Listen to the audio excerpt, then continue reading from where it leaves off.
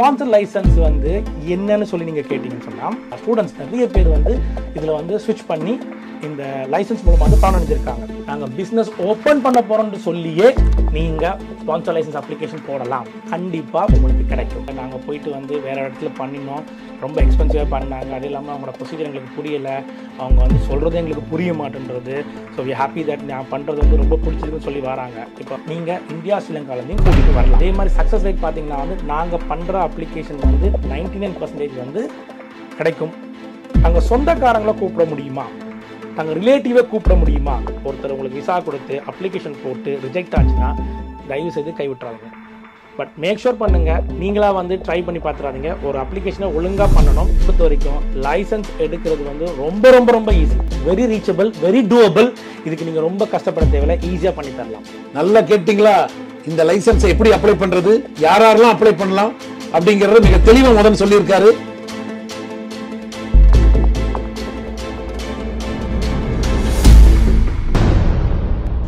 வணக்கம், என்னுடைய பேர் டாக்டர் சவுந்தரராஜன். நம்ம இப்ப எங்க வந்திருக்கோம் தெரியுமா? கேடி சொலிசிட்டர் மதன் அலுவலகத்துக்கு வந்திருக்கிறோம். வெலிங்டன்ல ஹக்பிரிட்ஜ் ஸ்டேஷனுக்கு ஆப்போசிட்ல இந்த அலுவலகம் இருக்கிறது. வாங்க போய் பார்க்கலாம்.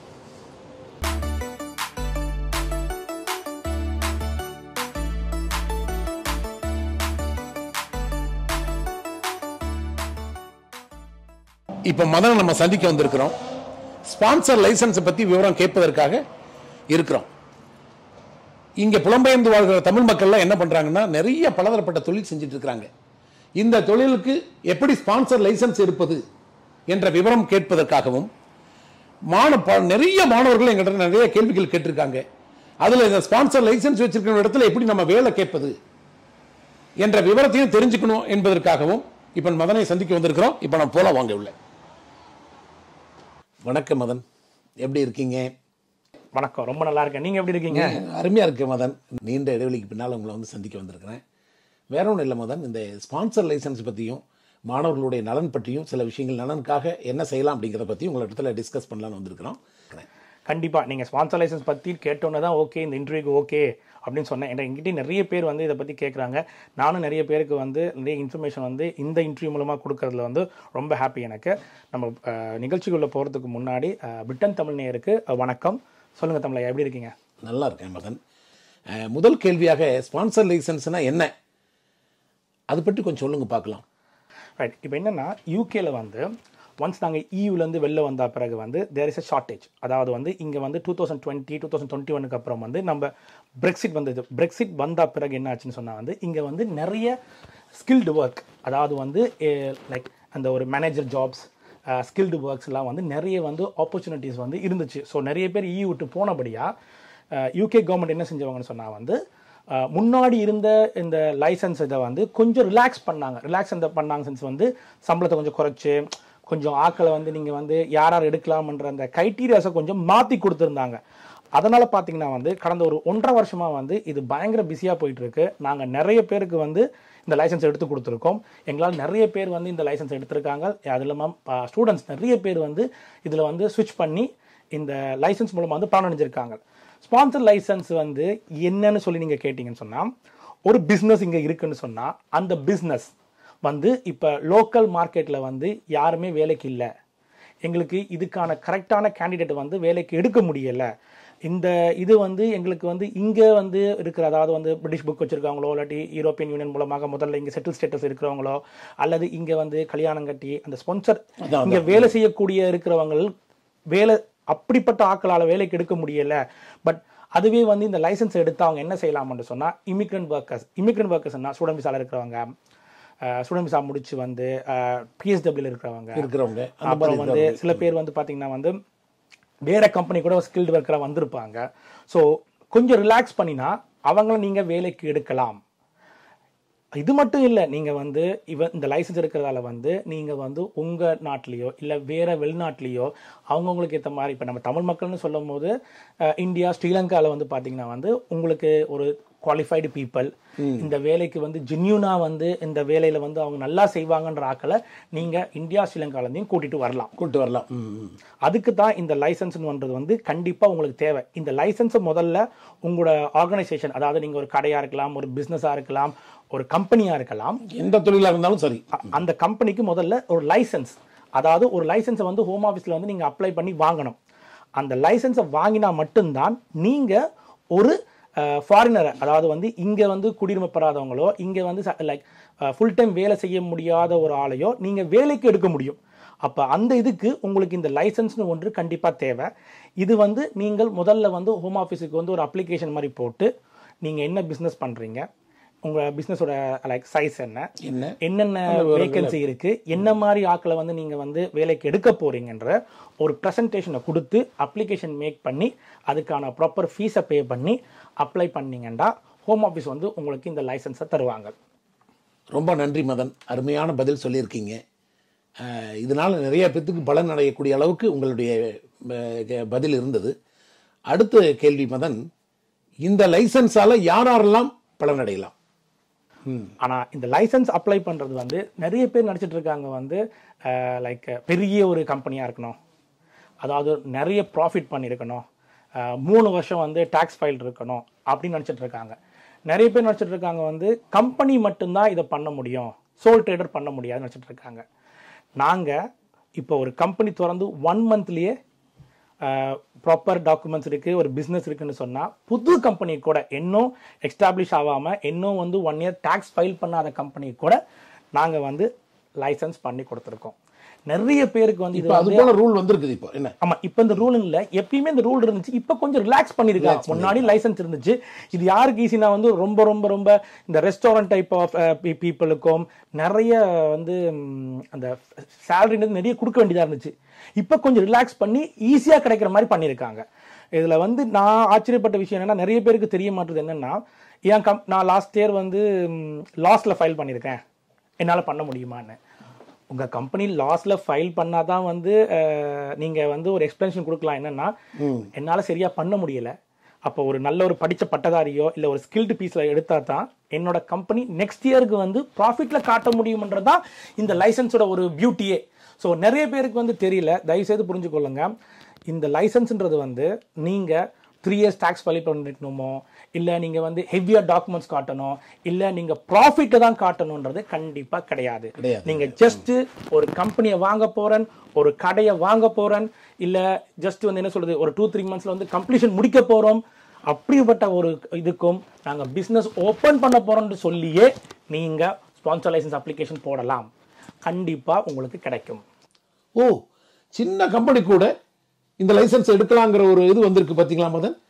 இது ரொம்ப அருமையாக இருக்குது. நான் நினச்சிட்டு இருந்தேன் பெரிய பெரிய கம்பெனிகள் தான் ஸ்பான்சர் எடுக்க முடியும் அப்படிங்கிறது.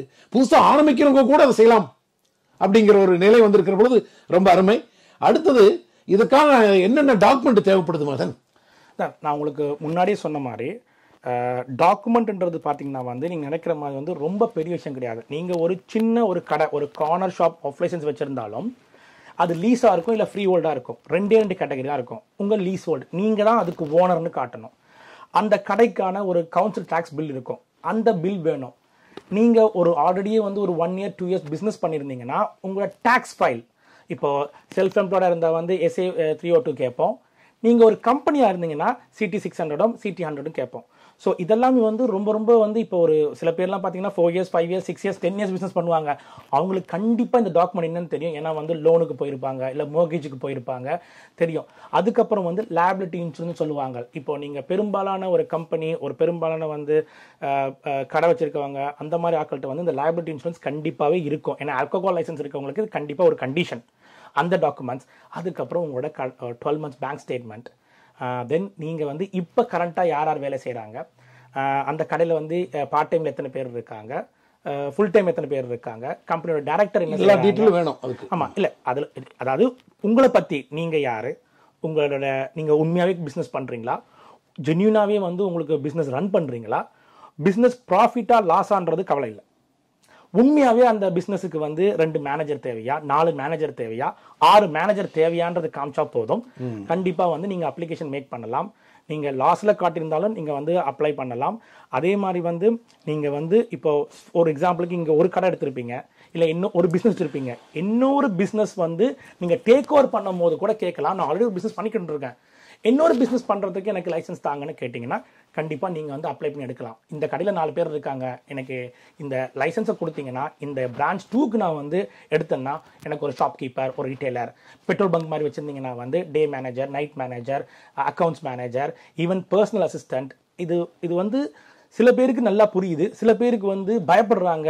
ஐயோ இது தேவையில்லாம வந்து நம்ம வந்து டாக்குமெண்ட்ஸ் நிறைய இருக்குமோ, ஹோம் ஆஃபீஸ் இன்டர்வியூ வருமோ, இல்லாட்டி ஹோம் ஆஃபீஸ் வந்து நிறைய கேள்வி கேட்பாங்களோ, லைசன்ஸை போட்டால் வந்து நம்மளை வந்து தேவையில்லாம வந்து கண்ட பிரச்சனையில் மாட்டுவோமோ, நம்ம ஏன் இந்த ரிஸ்க் எடுக்கணும், நம்ம ஏன் இந்த தேவையில்லாம இந்த விஷயத்த பண்ணணும்னு சொல்லிட்டு சில பேர் வந்து பயப்படுறாங்க. இது ரொம்ப சிம்பிள். நீங்க ஒரு ஒரு ஒரு இந்த நாட்டில் இருந்தீங்கன்னு சொன்னா நீங்க ஒரு பிரிட்டிஷ் பாஸ்போர்ட் எப்படி அப்ளை பண்ணுவீங்க, நீங்க ஒரு ஸ்பான்சருக்கு எப்படி அப்ளை பண்ணுவீங்க, வைஃபை கல்யாணம் கட்டி எப்படி கூட்டு வந்தீங்களோ அந்த மாதிரி தான். அது போல தான் இதுவும். எஸ், இப்போ நீங்க ஒரு பிசினஸ்னு பண்ணீங்கன்னா நீங்க என்ன டாக்குமெண்ட்ஸ் மெயின்டைன் பண்ணணும், எப்படி மெயின்டைன் பண்றீங்க, நீங்க வந்து ஜென்யூனான ஒரு ஜாப், இல்லீகலா யாரையுமே வந்து வேலைக்கு வைக்கல, நீங்க யாருக்கும் வந்து இந்த லைசன்ஸை வந்து அபியூஸ் பண்ணி ஃபேவர் பண்ணலன்னு காட்டினா மட்டுமே போதும், நீங்க பயப்பட தேவையே இல்லை.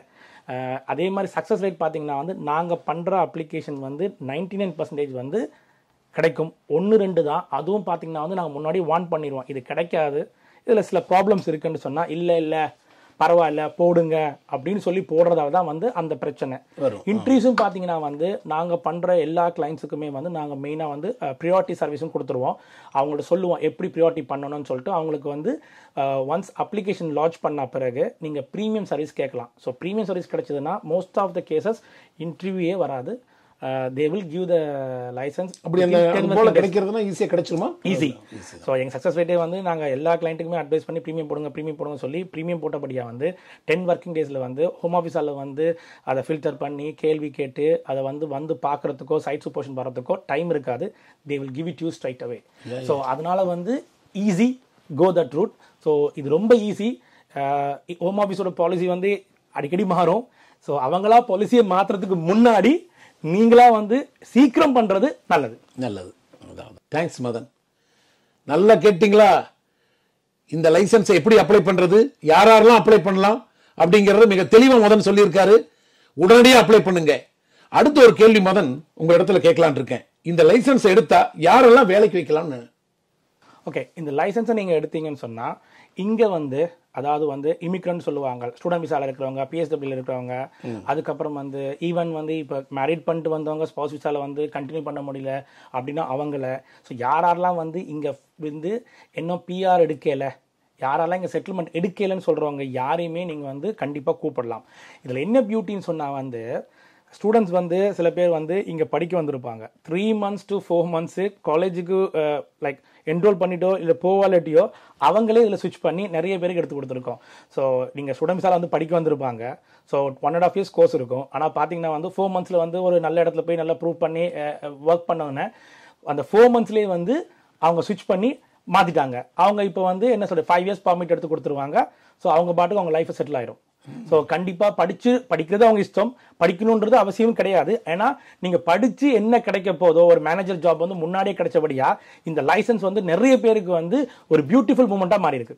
ஓ, மற்றது நீங்கள் இதில் வந்து என்னமான்னு சொன்னால் வெளிநாட்டில் இருந்து இப்போ மோஸ்ட்டாக பார்த்தீங்கன்னா வந்து இப்போ இது ஒரு தமிழ் டிவின்னும் போது வந்து மெயினாக வந்து இதை பார்க்க போகிற ஆடியன்ஸ் வந்து ஸ்ரீலங்கா இல்லாட்டி சென்னை தமிழ்நாட்டில் இருந்து அப்படின்னும் போது வந்து நிறைய பேருக்கான ஒரு காமன் கொஸ்டின் என்னென்னா வந்து தங்கள் சொந்தக்காரங்களை கூப்பிட முடியுமா, தங்கள் ரிலேட்டிவை கூப்பிட முடியுமா, தன்னோட சொந்த சகோதரத்தையோ இல்லாட்டி வந்து கூட பிறந்த பிளட் ரிலேட்டிவோ கூப்பிட முடியுமான்னு. ஃபர்ஸ்ட் ஆன்சர் என்னன்னா வந்து நோ, கஷ்டம் தான் எல்லா லாயருமே சொல்லுவாங்க. ஆனால் அது வந்து 100% கரெக்ட் கிடையாது. நீங்கள் ஒரு பெரிய ஆர்கனைசேஷன், ஃபார் எக்ஸாம்பிள் நீங்கள் ஒரு 10 சைட்டுக்கு ஓனர், உங்கள்கிட்ட ஒரு 10 லைசன்ஸ் இருக்கு சரியா, அப்போ நீங்கள் வந்து ஒரு 7-8 பேரை வந்து நீங்கள் வந்து ஜென்யூனாக வந்து கூப்பிட்டு பண்ணிட்டீங்க. அதுக்குன்னு இப்போ உண்மையாக உங்களோட பிரதரோ இல்லை சிஸ்டரோ வந்து ஒரு பெரிய அங்கே ஒரு மல்டிநேஷனல் கம்பெனியில் துபாயிலோ மலேசியாலோ வேலை செய்கிறாங்க, இல்லை ஸ்ரீலங்காவில் வேலை செய்கிறாங்க. அப்போ அந்த மாதிரி ஒரு கட்டத்தில் வந்து நீங்கள் வந்து உண்மையாகவே வந்து அவங்களுக்கு அந்த ஸ்கில் இருக்குது, உண்மையாகவே வந்து அவங்களுக்கு அந்த நாலேஜ் இருக்குது, அவங்க வந்து அந்த இதுக்கு வந்து ஒரு சூட்டபிள் கேண்டிடேட்னு சொன்னா கண்டிப்பா அப்ளை பண்ணலாம். ஆனா என்ன ஸ்க்ரூட்டினிட்டி அதிகமா இருக்கும், நிறைய கேள்விகள். இப்ப அதாவது நீ வந்து உண்மையாவே வந்து உன் வேலையை மேம்படுத்துறதுக்காக நீங்க எடுக்கிறீங்களா, அல்லது உங்க சகோதரத்தையோ இல்ல உனக்கு தெரிஞ்சவங்களை வந்து ஹெல்ப் பண்றதுக்காக எடுக்கிறியோண்டு. ஆனா நீங்க கண்டிப்பா உங்க சகோதரர் எலிஜிபிலிட்டி இருக்கணும், எலிஜிபிலிட்டி ஜெனியூனிட்டி இருக்கணும். அதாவது இப்ப நல்ல கதை இப்ப என்னன்னா சில பேர் வந்து இப்ப யோசிக்கிறது, இப்ப ஹோம் ஆஃபீஸ் பாலிசின்றது வந்து இப்போ நான் ஒரு பிசினஸ் பண்றேன்னு சொன்னா என் பிரதர் வந்து இருந்தா எனக்கு ட்ரஸ்டா இருப்பான்றது வந்து லாஜிக் கிடையாது. என் பிரதருக்கு ஆல்ரெடி 5 இயர்ஸ் வந்து இந்த மாதிரி ஒரு துறையில வந்து எக்ஸ்பீரியன்ஸ் இருக்கு, அவர் வந்து ஒரு பெரிய துறையில வந்து வேலை செஞ்சு ப்ரூவ் பண்ணிருக்காரு.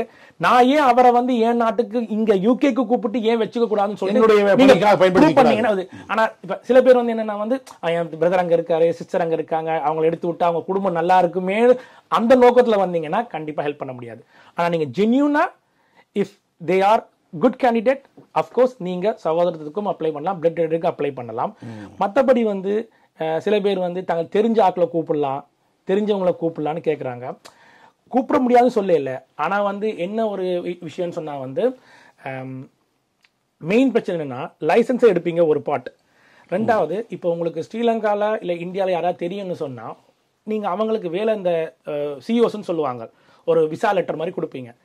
அந்த லெட்டர் கொடுக்கும்போது அப்ளிகேஷன் போடும்போது என்ன கொஸ்டின் கேட்பாங்கன்னா, உங்களுக்கு அதாவது யூகேல யாருமே இந்த வேலைக்கு அப்ளை பண்ண இல்லையா, ஏன் நீங்க யூகே விட்டு வெளில போனீங்க, சரி ஸ்ரீலங்கால இல்லாட்டி இந்தியாவில் தமிழ்நாட்டில் இல்லாட்டி குஜராத்தோ இல்லாட்டி ஏதோ ஒரு இடத்துல இந்த ஆள் இந்த வேலை எப்படி அப்ளை பண்ணார், இட்ஸ் கால் ஜஸ்டிஃபிகேஷன். இதுதான் நிறைய பேருக்கு வந்து புரிய மாட்டுறது. ஜஸ்டிஃபிகேஷன்னா என்ன, ஜஸ்டிஃபிகேஷன் சொல்லலாம், ஜென்யூனிட்டின்னு சொல்லலாம். நீங்கள் ஒருத்தரை வந்து வெளிநாட்டிலேருந்து ஒருத்தரை வந்து நீங்கள் வேலைக்கு கூட்டு வரதா இருந்தால், ஃபார் எக்ஸாம்பிள் இப்போ நீங்கள் ஒரு ஹோட்டல் வச்சுருக்கீங்க, உங்களுக்கு வந்து இப்போ ஒரு தோசா ஸ்பெஷலிஸ்ட் வேணும். நீங்கள் ஒரு உதாரணத்துக்கு இப்போ ஃபார் எக்ஸாம்பிள் நீங்கள் வந்து ஸ்ரீலங்காவுக்கு போகிறீங்க, ஒரு ஹோட்டலுக்கு போகிறீங்க, ஒரு 5 ஸ்டார் ஹோட்டலுக்கு போகிறீங்க, அங்கே சாப்பிட்றீங்க, சாப்பாடு சூப்பராக இருக்குது, யாருமா அந்த செஃப்னு பார்க்குறீங்க. அந்த செஃப்பை பார்த்துட்டு எங்கிட்ட லைசன்ஸ் இருக்குது, நான் வந்து யூகேல வந்து பெரிய ஒரு ஹோட்டல் வச்சுருக்கேன், வேலைக்கு வரியான்னு சொன்னால் இட்ஸ் ஃபைன். ஏன்னா அவர்கிட்ட ட்ராக் ரெக்கார்ட் இருக்கும், இவர் உண்மையாகவே செஃப்பாக தான் இருந்தார், இவர் உண்மையாகவே வந்து 5 வருஷம் வந்து பெரிய ஹோட்டல் இருந்தபடியாக இவருக்கு வந்து அந்த வேர்த் இருக்குது, இவர் நான் ஜென்யூனாக என் கம்பெனிக்கு எடுத்தேன்னா நான் யூகேல வந்து நல்ல ஒரு என்ன சொல்கிறது பிராண்டை வந்து டெவலப் பண்ண முடியும்னு சொல்லும் போது பயப்பட தேவையில்லை. நிறைய பேர் என்ன ஆஃப் லைசன்ஸ் ஜாப்ஸ் மேனேஜருக்கு ஸ்ரீலங்காவில் இருக்கிறவங்களையோ இல்லாட்டி இந்தியாவில் இருக்கிறவங்களோ கேட்குறாங்க. அது வந்து 50-50 தான். Still we have to see the CV, அவங்களுக்கு அந்த குவாலிஃபிகேஷன் இருக்கா, ஜென்யூனாக வந்து இவங்கள தானா, வேற ஒருத்தரும் இந்த இதில் காம்படிட் பண்ணலையாண்டு. இது ஒரு பெரிய சப்ஜெக்ட்.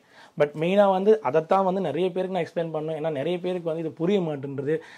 அங்கே அவங்க அப்ளை பண்ணாங்க, இவங்க அப்ளை பண்ணாங்கன்னு ஈஸியாக சொல்கிறாங்க. அது அப்படி கிடையாது. ரொம்ப ரொம்ப ரொம்ப நீங்கள் வந்து அப்ளிகேஷன் போட்ட பிறகு கண்டிப்பாக ஹோம் ஆஃபீஸ் வந்து உங்களை வந்து கேள்வி கேட்கும். ஸோ ஜஸ்டிஃபிகேஷன் டெஸ்ட்டை வந்து நீங்கள் பாஸ் பண்ணாட்டி அப்ளிகேஷன் ரிஜெக்ட் ஆயிரும். நீங்கள் உங்களுக்கு தெரிஞ்ச ஒரு ஆளை வந்து நீங்கள் கூட்டிகிட்டு வரணும். நான் கூட்டிகிட்டு வரணும்னு சொல்லல, ஆனால் நீங்கள் ஜென்யூனிட்டி ப்ரூவ் பண்ணணும். அப்படித்தான் அந்த ஆளை கூட்டு வர முடியும். சூப்பர் இல்லை? இந்த நாட்டில் இருக்கிறவங்களும் இல்லாமல் வெளிநாட்டு இருக்கிறவங்களும் வந்து இங்கே இந்த ஸ்பான்சர் விசாவில் வந்து இங்கே வேலை பார்த்து வாழ்க்கை தரத்தை உயர்த்துக்கலாங்கிற ஒரு நல்ல வழி இதில் இருக்குதுங்க பொழுது கண்டிப்பாக அதை பயன்படுத்திக்கிங்க. அவசியம் இது உங்களுக்கு பயன்படும் என்பதை இந்த நேரத்தில் குறித்து அடுத்தது மதன், கடைசியா ஒரே ஒரு கேள்வி மதன், இந்த ஒர்க் பெர்மிட் மூலமா விசா அப்ளை பண்றவங்க ரிஜெக்ட் ஆகாம இருக்கிறதுக்கு என்ன மதன் வழி? ரைட், இதுதான் வந்து ரொம்ப முக்கியம். என்னன்னா இப்போ நிறைய பேர் வந்து என்ன பண்ணுறாங்கன்னா வந்து நாங்கள் லைசன்ஸ் பண்ணுறது தெரியவே இல்லை. எங்கிட்ட வந்து நிறைய பேர் வந்து இப்போ ஃபோன் பண்ணி பண்ணும்போது வந்து நீங்கள் தமிழில் பேசுவீங்களா, நீங்கள் லைசன்ஸ் அப்ளை பண்ணுறீங்களா, ஓகே எங்களுக்கு யாரும் இன்ஃபர்மேஷன் கொடுக்கல, நாங்கள் போயிட்டு வந்து வேறு இடத்துல பண்ணினோம், ரொம்ப எக்ஸ்பென்சிவாக பண்ணாங்க, அது இல்லாமல் அவங்களோட ப்ரொசீஜர் எங்களுக்கு புரியலை, அவங்க வந்து சொல்கிறது எங்களுக்கு புரிய மாட்டேன்றது. ஸோ வி ஹாப்பி தட் நான் பண்ணுறது வந்து ரொம்ப பிடிச்சிருக்குன்னு சொல்லி வராங்க. இப்போ முதல்ல லைசன்ஸை எடுத்துட்டாலும் அதோட உங்கள் வேலை முடியலை. லைசன்ஸ் எடுத்த பிறகு நீங்கள் ஒரு கேண்டிடேட்டை சூஸ் பண்ணணும். அந்த சூஸ் பண்ணுற கேண்டிடேட்டுக்கு நீங்கள் என்ன பண்ணணும், சிஓஎஸ் அசைன் பண்ணணும்னு சொல்லுவாங்க. அதாவது நீங்கள் வந்து அவங்க டீட்டெயில்ஸ்லாம் போட்டு நீங்கள் வந்து ஒரு ஃபார்ம் ஃபில்அப் பண்ணி அப்ளை பண்ணணும். அதில் அவங்களோட பாஸ்போர்ட் டீட்டெயில்ஸ், நீங்கள் வந்து கரெக்டான ஹவர்ஸ், கரெக்டான சேலரி, கரெக்டான கோடு, சிஓஎஸ்ன்னு சொல்லுவாங்க. அப்போ சில பேர் வந்து சில லாயர்ஸ் வந்து அப்ளை பண்ணி ஹெல்ப் பண்ணி கொடுத்துட்டா அவங்களுக்கு என்ன கோடு போட்டிருக்காங்க, என்ன ஜாப் கோடு போட்டிருக்காங்கன்னே தெரிய மாட்டுறது. அப்போ அவங்க அங்கேருந்து வந்து திடீர்னு வந்து அவங்க இல்லை ஃபோன் எடுக்க மாட்டுறாங்க, கண்டினியூ பண்ண மாட்டேன்றாங்க, எக்ஸ்ட்ரா காசு கேட்குறாங்க அப்படின்னு வரும்போது எனக்கு அடிச்சு நீங்கள் டேக் ஓவர் பண்ண முடியுமா, ப்ளீஸ் எங்களுக்கு ஹெல்ப் பண்ண முடியுமான்னு கேட்கும்போது ஸோ அவங்களுக்கு என்ன நடந்திருக்குன்னே பெருசாக சில பேருக்கு தெரிய மாட்டுறது. ஸோ அதனால் வந்து ரொம்ப முக்கியம், லைசன்ஸ் எவ்வளோ முக்கியமோ என்னை பொறுத்த வரைக்கும் லைசன்ஸ் எடுக்கிறது வந்து ரொம்ப ரொம்ப ரொம்ப ஈஸி. ஆனால் அதுக்கப்புறம் இந்த சிஓஸ் அசைன் பண்ணுறது, யாருக்கு நம்ம வந்து சிஓஸ் அசைன் பண்ண போகிறாங்க, யாருக்கு நம்ம வந்து அந்த இதை வந்து நம்ம ஜாபை வந்து சூஸ் பண்ண போகிறோம் ரொம்ப கவனமாக இருக்கணும். ஏன்னா எனக்கு இன்டர்நேஷ்னலில் வந்து நிறைய பேர் வந்து என்ன பண்ணியிருக்காங்க, ஒர்க்கிங் ஹவர்ஸ் வந்து 38 ஹவர்ஸ்னு போட்டுருவாங்க. So if it is 39.5 or 40 hours நீங்கள் கிளியராக சொல்லணும். அதில் மிஸ்டேக் பண்ணுவாங்க. சில பேர் பார்த்தீங்கன்னா வந்து ஜாப் கோட், இவர் shop keeper, construction engineer, site engineer, site சூப்பர்வைசர்னு போட்டிருப்பாரு, திடீர்னு இவங்க பாட்டுக்கு வந்து வேற ஒரு கோட்டை போட்டுருவாங்க. அப்போ அது வந்து ரிஜெக்ட் ஆகிறதுக்கான சான்சஸ் இருக்குது. அதுக்கப்புறம் பார்த்தீங்கன்னா வந்து இப்போது லண்டனில் வந்து பார்த்தீங்கன்னா வந்து நிறைய ஸ்டூடெண்ட்ஸ் வந்து பார்த்தீங்கன்னா இந்த கோவிடால் பாதிக்கப்பட்டிருக்காங்க. ஈவன் தோ கோவிடால் பாதிக்கப்பட்டாலும் நிறைய பேருக்கு வந்து ஹோம் ஆஃபீஸ் வந்து அஷூரன்ஸ், கோவிட் அஷூரன்ஸ்னு ஒரு பாலிசி கொடுத்துருக்காங்க. அந்த கோவிட் அஷூரன்ஸ் பாலிசியில் என்னன்னு சொன்னால் 31 நவம்பரோட லாஸ்ட் இயர் முடிஞ்சுது. அதில் நிறைய பேர் எடுத்து எஃப்எல்ஆரை போட்டு நிறைய பேர் வந்து ஒர்க் பர்மிட் எடுத்துட்டாங்க. ஆனால் சில பேருக்கு ஹோம் ஆஃபீஸே வந்து சர்ப்ரைசிங்காக என்ன பண்ணுதுன்னா, நீங்கள் முன்னாடி காலேஜுக்கு போகல, உங்களுக்கு கர்டைம் லெட்டர் இருந்துச்சு, அதனால வந்து உங்களுக்கு வந்து விசாவை ரிஜெக்ட் பண்ணுறோன்னு சொல்கிறாங்க. பட் சில பேருக்கு வந்து ரிஜெக்ட் பண்ணினாங்கன்னா ஒரே ஒரு ஆப்ஷன் என்னென்னா, ஃபஸ்ட்டு வந்து நீங்கள் வந்து அட்மின் ரிவ்யூ போடணும். அட்மின் ரிவ்யூக்கு அப்புறம் வந்து நீங்கள் ப்ரீ ஆக்ஷன் ப்ரோட்டோகால் போடணும், அதுக்கப்புறம் ஜுடிஷியல் ரிவ்யூ போடணும். ஆனால் இதெல்லாம் வந்து ஹெவி சப்ஜெக்ட், இதெல்லாம் ஸ்டூடெண்ட்னுடைய ஆமாம். ஏன்னா வந்து அவங்களுக்கு வந்து இது வந்து புரிய மாட்டுறது. இப்போ ரிஜெக்ட் ஆனோன்னு வந்து நான் வந்து எப்படி இதை சர்வைவ் பண்ண போகிறேன் அப்படின்ற ஒரு குழப்பம் இருக்குது. ஏன்னா ஒரு ஸ்பான்சர் வந்து லெட்டர் தருவார், நீங்கள் விசா போடுவீங்க, ரிஜெக்ட் ஆனோன்னு வந்து பசங்க பாவம் ரொம்ப காம்ப்ளிகேட்டடாக ஃபீல் பண்ணுறாங்க. என்னென்னா அந்த ஸ்பான்சர் அந்த லைசன்ஸை வந்து இவருக்காகவே வச்சிருக்க மாட்டார். ஹோம் ஆஃபீஸ் என்ன பண்ணுவாங்கன்னா லைக் ரிஜெக்ட் பண்ணி விட்டுட்டு அட்மின் ரிவ்யூ போட்டு இவர் பிஏபி அதாவது ப்ரீ ஆக்ஷன் ப்ரோட்டோகால் போட்டுட்டு மேலே போகிறதுக்குள்ளே அந்த ஸ்பான்சர் என்ன பண்ணுவார், வேற ஒருத்தருக்கு வேலையை கொடுத்துருவாங்க. ஸோ இவர் எல்லாம் வின் பண்ணி வந்தாலும் அந்த விசான்றது வந்து அவருக்கு இருக்க போகிறது, அந்த சிஓஸ்ன்றது வந்து அவருக்கு இருக்க போகிறது கிடையாது. அதனால் என்ன வந்து நிறைய பேர் வந்து இந்த காம்ப்ளிகேஷனில் மாட்டுறாங்க. ஸோ விசா போடுறது வந்து ஒரு ஒரு ஒரு ஒரு கேட்டகரி இருந்தாலும் சில பேருக்கு ஏன் ரிஜெக்ட் ஆகுதுன்னு பார்த்தீங்கன்னா, இவங்க வந்தோடனே வந்து அந்த வீட்டு அட்ரஸை வந்து கொடுத்துருப்பாங்க, அதுக்கப்புறம் அட்ரஸ் மாறிடுவாங்க. நிறைய பேர் வந்து என்ன பண்ணுவாங்க, ஸ்டூடெண்ட் விசா வந்து ஏஜென்ட்டை யூஸ் பண்ணி வந்திருக்காங்க. அப்போ என்ன ஆகுதுன்னா ஒரு இமெயில் அட்ரஸ் யூஸ் பண்ணியிருக்காங்க ஹோம் ஆஃபீஸுக்கு அப்ளை பண்ணும்போது, அந்த இமெயிலுக்கு தான் ஹோம் ஆஃபீஸ் கர்டன் லெட்டர் அனுப்போம். இவங்க சொல்கிறாங்க எங்கள்கிட்ட வந்து அந்த ஏஜென்ட் இமெயில் அட்ரஸ் எங்கள்கிட்ட இல்லை, ஆக்சஸ் இல்லைன்னு சொல்லும் போது வந்து கர்டில்மெண்ட் வந்துச்சா வரலையான்னு தெரியல. ஆனால் ஒரு வீட்டு அட்ரஸ் கொடுத்து இமெயில் அட்ரஸ் கொடுத்து உங்கள் வீட்டுக்கு கர்டில்மெண்ட் லெட்டர் வராட்டி அந்த கர்டில்மெண்ட் லெட்டர் உங்களுக்கு வர வரைக்கும் நீங்கள் இந்த நாட்டில் லீகலாக தான் இருக்கிறீங்க. ஹோம் ஆஃபீஸ் வந்து ரிஜெக்ட் பண்ணுறது செல்லாது. நான் ஒன்றே ஒன்று தான் சொல்லுவேன் ஸ்டூடெண்ட்ஸுக்கு வந்து, உங்களுக்கு ஒரு லைசன்ஸ் கிடச்சி ஒருத்தர் உங்களுக்கு விசா கொடுத்து அப்ளிகேஷன் போட்டு ரிஜெக்ட் ஆச்சுன்னா தயவு செய்து கைவிட்டுறாதீங்க. அட்மின் ரிவ்யூ போடுங்க, கொஞ்சம் கவனமாக இருக்கு, ப்ரீ ஆக்ஷன் லெட்டர் போடுங்க, ஜுடிஷியல் ரிவ்யூ ஜேஆர்னு சொல்லுவாங்க, ஜுடிஷியல் ரிவ்யூக்கு கண்டிப்பாக போங்க.